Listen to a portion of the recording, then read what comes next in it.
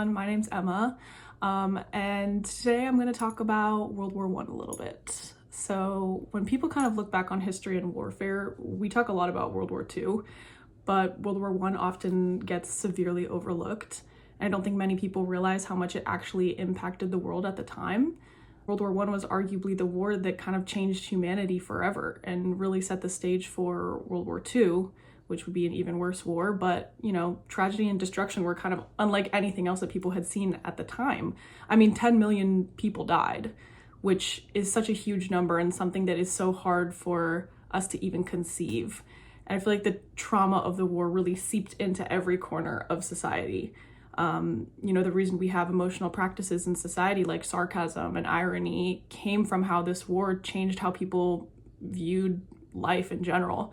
And especially within the art world, art might have been the one place where people could actually be honest about everything and really express their viewpoints.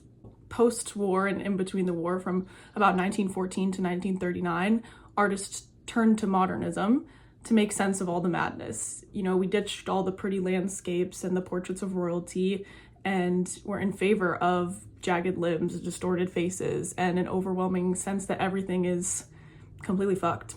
And looking back at some of the paintings from the time period, we can feel and almost see these visceral reactions from those that were forced to live through and even participate in the war at the time. In this video essay, I'm going to explore how World War I really influenced a huge shift in modernist art through movements like surrealism, cubism, expressionism, and dadaism, and functioned as this raw visual scream in response to the collective grief, trauma, and existential dread that followed the so-called war. Sometimes words just aren't enough, and when in doubt, there's always barbed wire and faceless mannequins.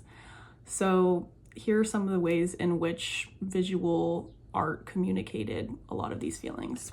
So first, let's rewind for a second and get some context on what's going on. So the early 20th century was kind of a chaotic time. We've got industrialization that's speeding ahead, women were finally demanding rights, and technology was on the rise, of course.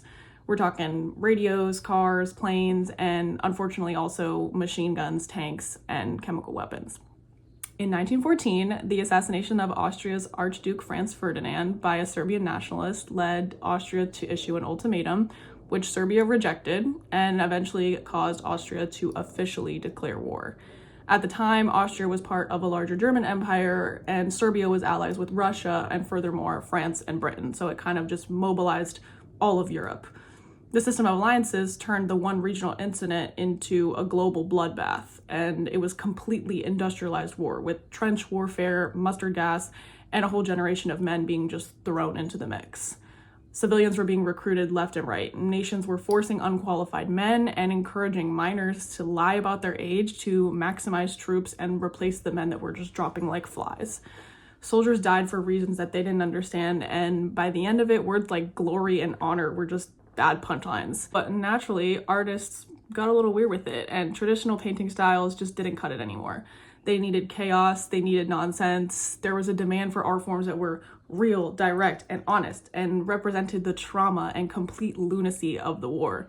They needed to paint what the war felt like, not necessarily just what it looked like on a propaganda poster. When you talk about war, you can't really avoid talking about grief. It's messy, it's quiet, it's loud, it's kind of just untranslatable. And especially with such a high casualty rate, many communities experience such an immense amount of losses, especially Great Britain, where so many young men were sacrificed or had to watch those around them die in the name of nationalism.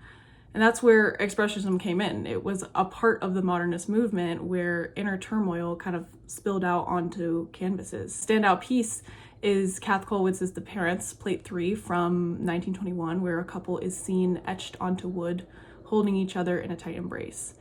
It's just two people kneeling, holding each other. There's no screaming, no agonized faces, no blood, but somehow it kind of hits harder than a battlefield scene.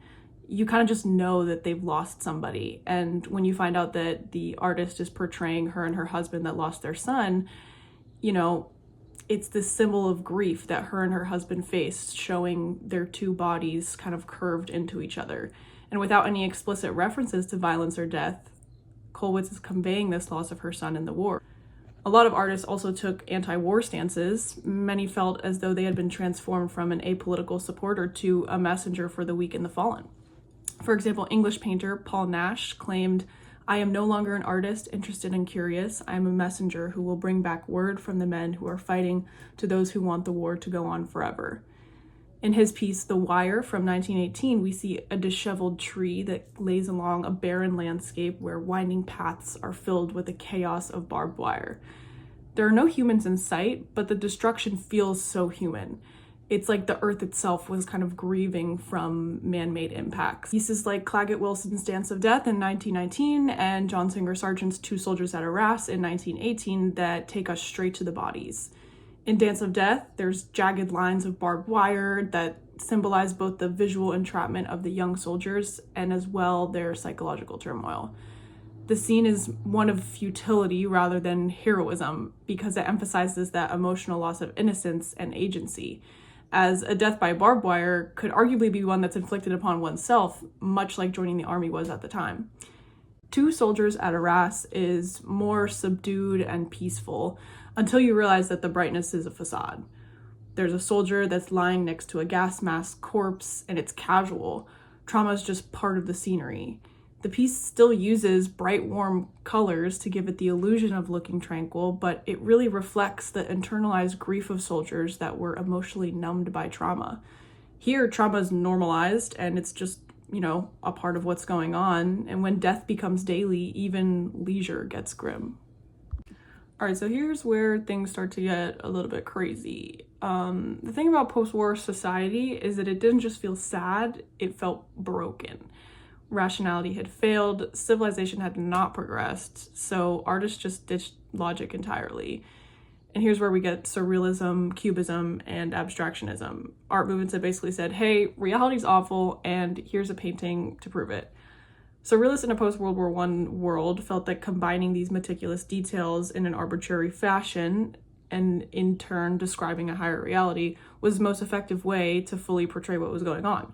As Inez Hodges put it, the only cure for man was irrationality. A lot of times surrealists get roped in with politics, but the problem was a psychological one, more about how individuals perceived themselves in relation to the universe.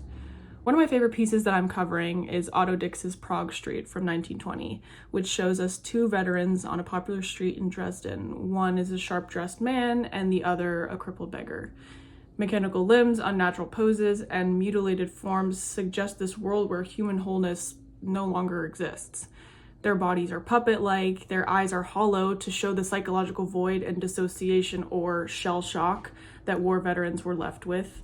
And they don't even look human, but that's kind of the point. Trauma has turned these men into caricatures that we're both uncomfortable looking at while also feeling bad for them.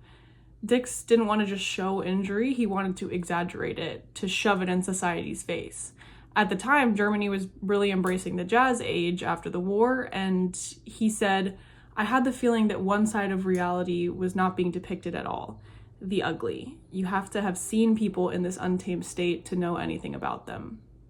Then we've got Percy Wyndham Lewis's A Battle Shelled from 1919, which is just chaos in grayscale. You've got men working in the background, moving in a chopped up gray-blue environment with improvised buildings and shattered trees. And then there are three men in the foreground who seem to be in positions of authority that are overlooking the others. The men in the front have naturalistic and human traits while the workers lack any kind of individual features and their identities get lost in the machinery of war. Blank, anonymous, and replaceable. There is a meaninglessness to their labor which critiques this promise of progress and authority. And of course, Pablo Picasso's Guernica from 1937, arguably one of the most famous Cubist pieces to come out of this period. Cubism is all about rendering subjects to basic geometric shapes, and this piece utilizes irregular shapes and body parts of humans and animals to represent the effects of a Nazi bombing on a Spanish town called Guernica. It's monochrome, it's timeless, it's terrifying. There's no consistent scale, depth, or orientation. Figures float, collapse, and bleed into each other, embodying that disintegration of order under war violence. You can literally look at so many different parts of this painting and get a different feeling. trying to decipher what's going on. Picasso used abstraction not only to escape reality, but to confront it, because sometimes only the absurd can capture the real. All right, so wrapping up with Dadaism. Dada is the French word meaning hobby horse. It's already random in itself, just like this movement was. It was a movement that critiqued establishment and challenged societal norms by using nonsense to make sense of things, and in this case specifically, World War I. Industrialization at the time didn't just kill people, it turned them into literal machines. And we can see this in Otto Dix's Stormtroopers Advancing Under Gas from 1924 that shows faceless soldiers in gas masks looking more like androids than men. It is genuinely so terrifying to look at. The use of gas masks during the war and in this painting really reflects that lack of individuality in a new mechanized modern world and desensitized humans to seeing prosthesis all around them. Dark blacks, browns, and whites continue the lifeless theme, and the soldiers looking directly at the viewer put them at the site of the action, really feeling the fear of being there. The gas mask isn't just a mask here, it's a new face, and the face of people that are capable of committing horrendous and violent war crimes. Then there's George Gross's The Petite Bourgeoisie Philistine Heartfelt Gone Wild sculpture, which is a bit of a mouthful, but it's essentially a body that is diminished to its working parts. The mannequin has a metal rod for a leg, a light bulb for a head, a pistol for a shoulder, and is tied down to a tall desk. Rather than a harmonious, balanced figure, the sculpture is chaotic, clunky, mismatched, and disjointed, a lot like psychological fragmentation and dismemberment of soldiers who are returning from the trenches. There's a faint resemblance of a person that was now turned into this absurd machine, and we can see anti-war and anti-capitalist ideals reflected through Gross's disgust in the war machine and a society that in turn enabled it.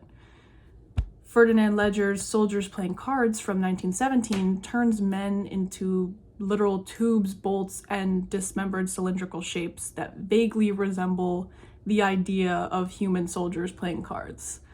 Soldiers here are also diminished to what look like parts of an engine, similar to the last piece. It's a reminder of how war strips men of humanity and individuality and reduces them to interchangeable cogs in a killing machine. Men are reduced to part of this militarized institution. So basically, post-World War I art really didn't sugarcoat anything. It screamed, it wept, it fell apart, but that's what made it real. These modernist artists captured not only the horrors of war, but the psychic hangover that it left behind.